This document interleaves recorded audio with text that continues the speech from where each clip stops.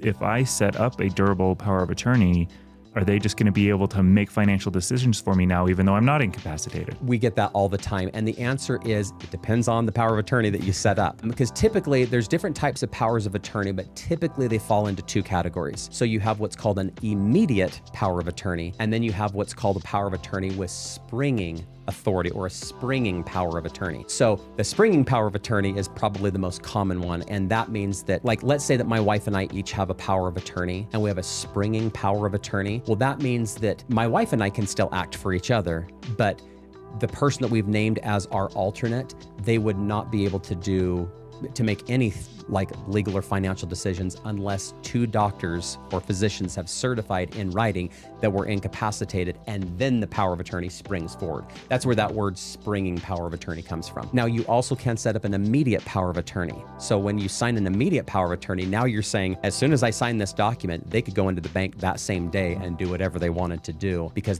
it's an immediate power of attorney. So it just depends on what type of power of attorney that you have and what you're trying to accomplish. Because sometimes we do have, either a widow or a widower, and they're getting older in their age, and the kids are trying to step in, and the parent is like, I really want my kids to just take over. Like, I'm tired. I don't want to have to deal with paying my bills and making sure that this is done and that, and my kids get my groceries, and I just want them to be able to handle everything. Then that's when an immediate power of attorney would be appropriate.